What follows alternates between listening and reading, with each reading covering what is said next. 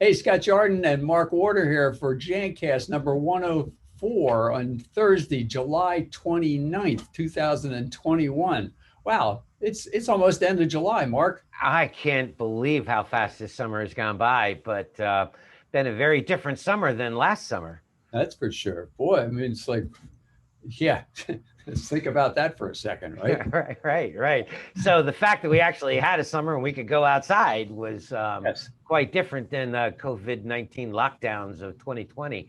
yes. So maybe that's why it seems to have gone by so fast. Yeah, it is kind of nice going into places without masks on, but that's all going to change. But we're not going to cover that right now. We're not going to talk about that. We want let's get an update on supply chain and stuff like that. So I think we said on the last one that we're having trouble with drums and packaging. You know, first it was sprayers, and it was caps, and it was bottles. And we got plenty of bottles, caps, and sprayers, kind of. But now it's drums. And the drum problem is affecting the raw material people because they can't get the drums to put the product, the raw materials into, to ship to us, the raw materials that we need. So go figure, right? Well, the other end of that whole supply chain shortage, which is stunning, because we were talking about it yesterday, you and I, about how, maybe the first inkling of supply chain disruption had to do with availability of quats. And then it went from that into freezing Texas and, solvents and polymers going through supply chain issues, and then packaging. And the other one that adds to that is a labor shortage for drivers. Yeah. So even the shipping companies have got their own supply chain of labor and drivers is all dried up, and it's just stunning how that's impacting so many things. So Well, when you the unusual thing is we're getting price increases from people that just previously were not able to ship us stuff. Now all of a sudden, I'm sure it's purely coincidental that, oh, by the way, the prices have gone up and we have a supply of whatever that particular item was. But 3 weeks ago, we didn't have it at all. Now, because of it, I'm sure it's coincidental, right? well, my favorite thing was how you test the waters on that. I've heard you say, so let me get this straight. Because you're announcing a price increase, that means the product is available. like, Yeah, that's a good sales strategy to announce a price increase. Oh, and by the way, you can't get it anyway. yeah, right, right, Yeah, right. And that kind of wouldn't have shocked me last year, but this yeah, year, yeah. Well, we've all gotten wiser this year. yeah, yeah. Well, let's hope things are going to get better on that end. The truck driver things perplexes me, but Well, yeah, I'll tell you why that perplexes me, because I've been out on the road and there's lots of trucks on the road. So things are things don't seem to have dried up from the trucking side from the Pennsylvania Turnpike. But just there you saying. go. Well, speaking of the turnpike, you were how about that for a segue? You were out you were out on the road last week uh, Yeah. in Baltimore, right? Yeah, actually, the ISSA had asked me to be the instructor for the Cleaning Management Institute's Certified Custodial Supervisor program, which is a certification program that's more strategic in nature Mhm. regarding the cleaning industry, whereas a lot of times uh, the uh, the programs offered by the ISSA's CMI are aimed at tactical training, things Yeah, at both the basic and the advanced levels. So there's been a huge interest in some of this strategic level of training, which gets yeah, into things like workloading and staffing and productivity rate assessments and proper ways to do task inspections, proper ways to do quality audits. And all of that has been on the forefront, and it kind of dovetails with some of the things that you and I have been doing with our extreme cleanliness program. yeah, yeah. How do you figure out where you're at before you make changes so that you can benchmark your cleanliness and then measure your progress? So, a lot of the strategic stuff that I did down there wove all around that. And when you're talking strategic, the things that you're getting into is the big picture stuff, like, what are the existing standards and Mhm. what really is the value of what we do? Yeah. Yeah. Was there a lot of discussion about, because this was for supervisors, were there discussions about the problems they're having with finding employees and stuff? A lot of discussions on that. The attendees were made up of existing supervisors, team leaders, CEOs, presidents, Hmm. middle management, very few frontline workers, although there were a few. And the reason for that is because they were funding their own education in their own aspiration to develop their own careers, Oh, cool. and they wanted to Really good. move beyond frontline working into a position of responsibility within their organizations. And that's really cool to see that career Yeah. path development, and especially somebody that takes it upon themselves to fund their own Yeah. education Yeah. to better themselves. I really admire that. Yeah. That's really cool. Good. Good. Well, nice to have you out in the field again. It felt good to be out there and surrounded by people that are just as crazy, I mean, passionate about cleaning as I am. So, it's always good to be in a group of people that think in a similar way. Yeah. Well, So, speaking of ISSA, you just found out about something brand new this morning, I think, right? well, one of the things that I've really covered in almost every training program I've done in the last half dozen years or more has been a conversation about the true value of clean. Mhm. And, the value of clean has three primary legs on that stool, and that's the, appearances and whether they can attract customers or cause customers to stay away due to lack of cleanliness. And I know you've joked about that with restrooms Yeah. and on long drives, and also as it relates to like asset preservation, preserving the floor's life, the carpet's life, and then the bigger issue was human health and safety. Reducing absenteeism, and I know you were president of the ISSA at the time Yeah. this was originally introduced. Diana Steinbach was really the author of the 2013 ISSA Value of Clean program. And wasn't that when you served as president? Because I know you were an advocate of the program. And There's that time period, and I personally have used the value of clean presentation, the PowerPoint at that point they provided, and used it at one of our distributors for end users. It was very well done.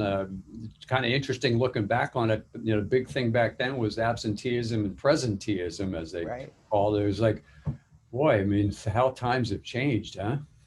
Well, I was always amazed by the statistic that study revealed, which is that your average employer has to allocate about $1,300 a year per employee for lost productivity due to the assumed average sickness Right, days, right?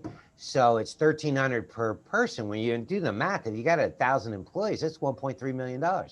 Right Yeah, off the bottom line, that's being lost due to absenteeism. So yeah, I the remember studies, also at the time they were schools in particular are funded based on attendance. absenteeism rates or attendance rates, I guess, more than anything. Yeah. And that was a really important thing, that if you could teach a school how to maintain a cleaner environment that's going to make it better for people to not get sick. That means they actually get more money from the state based on the number of days, I guess it is, that a particular student or a student count would be there for. So yeah, Well, the way the ROI looks at that is, let's say you're allocating your assumed loss is $1,300 per employee, or in the case of schools, the loss of that revenue due to absenteeism. But even in the case of like a business, $1,300, the studies show that by embracing best practices, getting properly trained and educated in how to clean, you can cut that almost in half, actually, by 46%. So, I mean, technically, if you're losing 1.3 million, you can cut that down to a five or $600,000. I mean, that's a return on investment. That's money yeah. that comes back into an organization through not losing it, and that's pretty cool. So I've talked about that a lot. Of the progress talked about it last week in Baltimore. But the big news, as you brought up, Scott, is that it's a brand new program. Diana Steinbach has just kind of revamped the whole thing. It's the 2021 new Value of Clean toolkit. And Cool. that's got like a computer program in it. It's called the Value of Clean calculator. It's got the whole brand new white paper in it. It's got a PowerPoint presentation that can be downloaded and used in, in-house Yeah. training programs, and other things like a video on how to present it. The Mhm. video is done by Diana herself, and also some things like leave behind cards you could print out and things like that. It very, very impressive, along with a resource list of where all this came from. And Wow. and it's for me, it's always important to be able to reference what it is we're saying. Where did it come from? Did we make it up, or does it some real study? And all the resources, the references are in there too, which is pretty cool. I guess one of the best things about it is it's free if you are an ISSA member. So another reason to join the ISSA, that something like this, if you use it on a regular basis, is worth probably almost the cost of the membership, really. I mean, Yeah, I would say for the amount of times that I've actually used it, it probably exceeds the value of it exceeds the cost of membership. yeah, The things that are in the new one, though, Scott, I wanted to let everybody know, yeah. because there's a lot of people that are familiar with the older one. It's really become a staple. But the new one actually goes into things like cost per work ticket, those kind of calculators based on, you know, uh, avoiding callbacks based on doing things right. Let's Oh, say, yeah. let's say, and then it actually has a calculator in it that gives you a way of importing information or inputting information regarding your true absenteeism or presenteeism, what you've been able to monitor, and be able to kick out an exact number for your organization or your school. So there's a cost of absenteeism, cost of presenteeism calculator built into it. Oh, And the other one that's built into it that I really like, just because I live, eat, and breathe like floor care and carpet care, I'm odd that way. Um, it's got like a floor life cycle calculator in there and cleaning cost calculator. And it shows how by doing things right, the right task frequencies and so on, you can extend the life of that floor and reduce your cost by keeping up with it.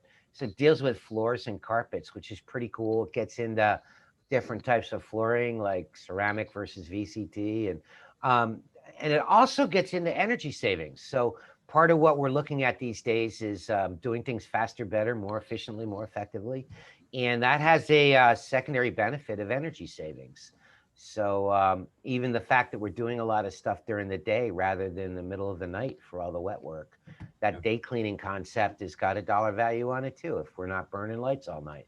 Well, It's pretty cool. Pretty well, I cool. will put a link below the video when we post it up on the Jancast page that's on the Bullen site, so people can go. And if you're not a member, another reason to join, as well as going to the show, which is not anytime soon. It's in November, but membership also gets you easier access to the show. Well, I So, think the Value Clean Toolkit, the timing is really, really awesome because we are looking at potentially moving into a post COVID-19 environment. And we have just lived through everybody using anything and everything, spraying surfaces 10 times a day.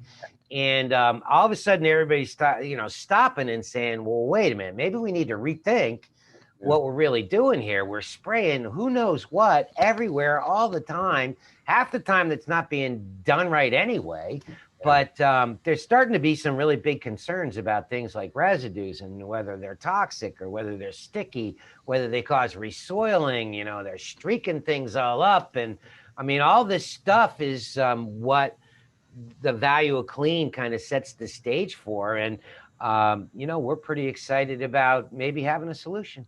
Yep, we got rolled out a brand new product. We've been teasing it for the last couple shows, but it's all up there. It's on the rxlabs.com site. It's called CitroRx. But why do we need another disinfectant, Mark? I mean, we already got like 10 of them in the line, but there's a reason for each one. Yeah, there's a reason for each one, and Airx has a reputation of providing extremely high-grade disinfectants. They're used by some of the leading acute care hospitals throughout the world. I was going to say the United States, but truly throughout the world. And so they're a hospital grade disinfectant level, tuberculocidal, it's the kind of stuff you'd want to have in your holster if you were going to battle with some of the world's most fearsome infectious elements. But, in reality, we know that the SARS-CoV-2 virus is pretty easy to kill. Yeah. And going after it with a product that you would use to fight Ebola might be like hunting deer with a howitzer cannon. So some of the trade-off is that maybe we don't need to use things that are that strong and that aggressive in order to keep a safe environment and fight COVID. So the idea was that, yeah, we've got this arsenal of heavy-duty stuff made to go after the world's most fearsome stuff, but maybe there's a need in certain environments where concerns over residues, over streaking, over toxicity, and all that kind of stuff might be every bit as relevant now that we're getting past this COVID pandemic lockdown. And so there was a need, Scott, for a brand new product. And although we have 30-second kill time, 1-minute kill time on certain things that are aggressive hospital grade disinfectants, in environments, and you and I were talking about like daycares, infants, toddlers, K through 12 school, they all have concerns about, maybe having something that doesn't have to kill as fast if it certainly doesn't leave any residues and it's non-toxic and it doesn't streak. And so that kind of thing created a great opportunity for CitroRx because it's made that way. It's got a listed 5-minute kill time through the EPA on the end list. We're expecting that actually to be brought down to 1 minute, which is pretty cool. Yeah. But the other applications are things like fitness centers. Everybody's going back to the gyms. I don't know about you, but like I've been fighting like the COVID lockdown body shape. I wish I had that problem. So I'm like trying to get back into shape, and so the gyms and fitness centers are all trying to do the right thing, and this is an excellent opportunity to use on stainless steel because it doesn't streak, it doesn't have a negative effect in any way, shape, or form on naugahyde and leather that's used on the padding. Don't have to worry about a residue, which would cause a skin rash due to skin contact on those surfaces. But you go beyond that. So we talked about schools. I mean, they all have gyms too, right? But fitness centers, whether they're public schools or colleges or universities or professional sports, or even just, a privately owned fitness center down the block, they all have great needs, and that's been an overlooked category. And the other one that's been highly overlooked and it's absolutely worth bringing up is the retail organization. All these retail stores are dealing with glass top counters. And goods. You try to, in a lot of cases, people are spraying down who knows what kind of disinfectant, and they're either putting it down too lightly and it's flash drying and they're not really getting a disinfection. They may be getting, a sanitization, but not a disinfection. And if they are putting it down right, they're having difficulty keeping the glass tops clean.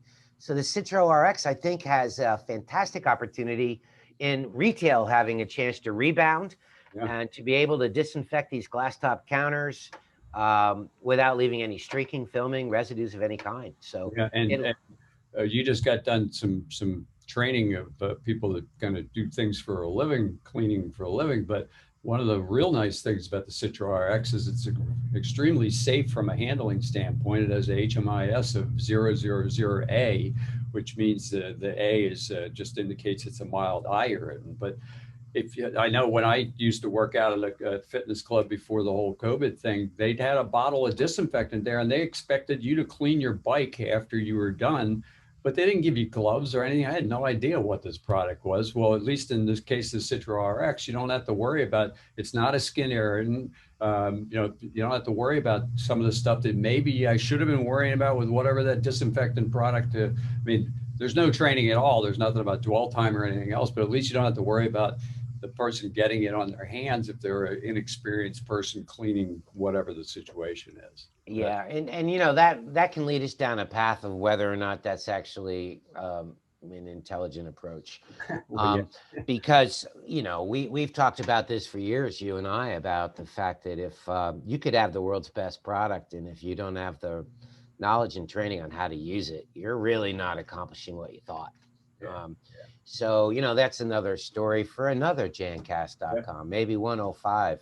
Well, good. Good stuff this week. So thanks to everybody for tuning in, and thank you, Mark, for being back in the office, and thanks for giving that training out there. And props to the ISSA for providing this great tool that I know we're gonna use it. I've used the old one. I'm definitely gonna use the new one. So good stuff coming from the ISSA and the new Value of Clean toolkit. So thanks a lot. Thanks, everybody. See you guys.